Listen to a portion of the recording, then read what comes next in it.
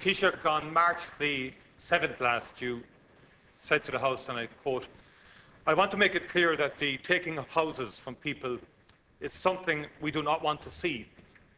The banks themselves would see it only as a last resort," unquote. Well, in the Irish Examiner today, Taoiseach, there's a heartrending story about a couple in Kanturk, Martin and Claire O'Sullivan, who are now, with 3 children under 8 years of age, are now facing eviction from their home on a mortgage of around 180,000. They received a mortgage from Smart Mortgages. They were paying 1,000 a month. Unfortunately, Martin, the sole earner, was made unemployed and is not in a position to make that repayment. The couple have offered a €400 repayment, which has been refused by the mortgage company itself. And the mortgage company has sent a letter to them in response saying the sheriff is calling to evict them from their homes.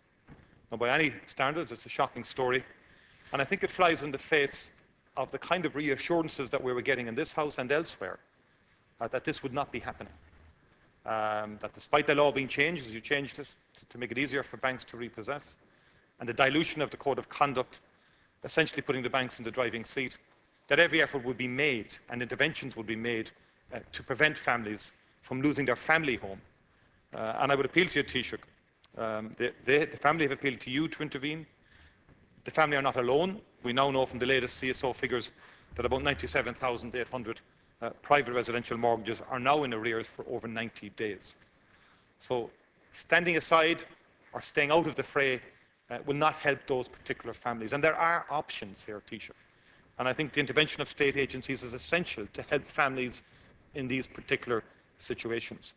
Now, Taoiseach, I'm asking you if you would appoint someone from your department to ensure that the government and its agencies intervene in this case to provide a sustainable solution.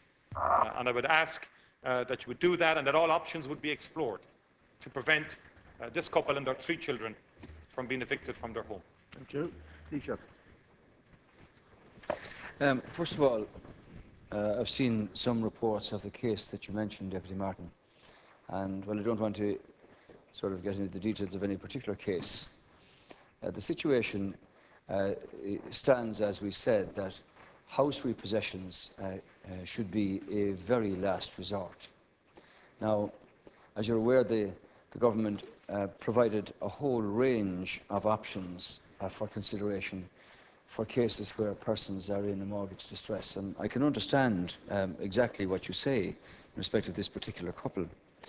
One of the issues that was put into the legislation by government was specifically to deal with cases where such a situation might arise. And that's the right of a judge to put a legal stay on matters surrounding repossession of a house until all options are explored. And that applies in this case also. I don't know the details of the case presented in the court or what suggestions were made there, but there is a specific right included in the legislation that where all options have not been explored, that a stay on the legalities of house repossession can be put in place. And that's why the opportunity should be made available in this particular case for a practitioner to look at the options that are there, to look at the offers that were made by the couple on behalf of themselves and their family, to look at the changed situation in that the man himself is now, I understand, back in full employment. And that would lead to a situation where all the options are properly explored and followed through, and that no repossession takes place until that happens. And clearly, the personal insolvency agency and the options that are there can be followed through, and obviously there's a consequence for that also. So I don't have in my possession the details of the court case to date, but for specifically cases like that, there was a right included in the legislation for a stay to be put on the issue of prosecution and repossession to deal specifically with cases where all of the options should be explored. I certainly feel for this man and his wife and children, and I'm not sure whether they're following or their advisors are following the process of having a practitioner look at this or to apply to the court for that right to be applied to them. But as I say, the government have made it perfectly clear that repossession of houses should be as a very last resort. In this case, clearly, they are not multiple house owners or multiple property owners. This is their family home. Teacher, the problem I have with that is that you seem to be washing your hands of the issue and passing the buck to the discretion of our judicial system, which I don't think is a satisfactory response in this particular case. Because you did say as late as the 9th of July that everybody in this country, and I'm quoting again, recognises the value of the family home, perhaps more so than any other country, unquote. Now, I put it to you, Taoiseach, that those words are meaningless if they're not followed up with solid intervention by government agencies to prevent this from happening. Because if the eviction is to take place, Taoiseach, invariably the couple will be on the housing list. County Council will either have to purchase a house in good time or at some stage.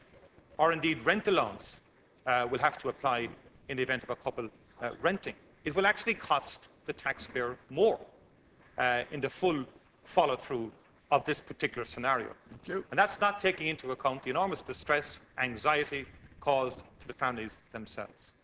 Now, we did suggest the appointment and the establishment of an independent mortgage resolution office to have real independence, independent oversight in terms of the relationship between mortgage companies, banks and their customers.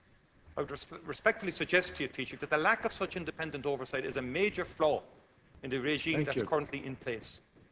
And the banks and the mortgage companies are in the driving seat 100% on these issues. Thank you, Deputy. And we can't just leave it, the state can't just leave it to the discretion of the judicial system alone. There has to be more solid intervention using the full apparatus of the state. And I asked you in the first question, would you intervene? Would you appoint some official in government or in your department to intervene in this case? Do I take it from your original reply that you're not going to do that? Or can you clarify that for me? Will you appoint someone to explore options in this case and intervene on behalf of the family? Sure. Well, as I've already pointed out to you, house repossessions are a very sensitive issue in this country. And I think everybody agrees that over the years, even when you didn't have the extent of lending that you've had in the so-called tiger years, that there were always a small measure of house repossessions. When I served on the local authority myself many years ago, it applied always in a small number of cases for particular circumstances. Now, I don't know the details of the case you mentioned. This, I understand, is a man and his wife and 3 small children in their family home. They took out a mortgage, they made repayments, they took out a second facility, and it's the provider of that facility that seems to have taken the case here. Now, if I understand this correctly, this case went to court. And in order to deal with this in a completely independent fashion, the government put in a right for that man and his wife and for anybody in this circumstance to have the court set aside all legal proceedings about repossession until all these options are explored. It's not true to say, Deputy Martin, that the banks have 100% authority here. That's why the Personal Insolvency Agency was set up. And while the banks have a say in this, there's a follow-through to bankruptcy claims or whatever. So I don't know what the legal advisor to the man and his wife and family have done about this, but that right was put in there in a completely independent fashion, in the knowledge that house repossession is a very sensitive issue in this country. I know that where I come from. Thank you. And Kanturk is no different. So this is a case where I believe that all of the options should be explored, and one option put in deliberately by government to help protect consumers and people is to give the right and the time and the space for every opportunity to be explored and to be delivered through. These people have made an offer. So as I say, the courts are entirely independent, but that right was inserted by government in the law to allow for the protection of people from house repossessions until each and every and all options are properly explored.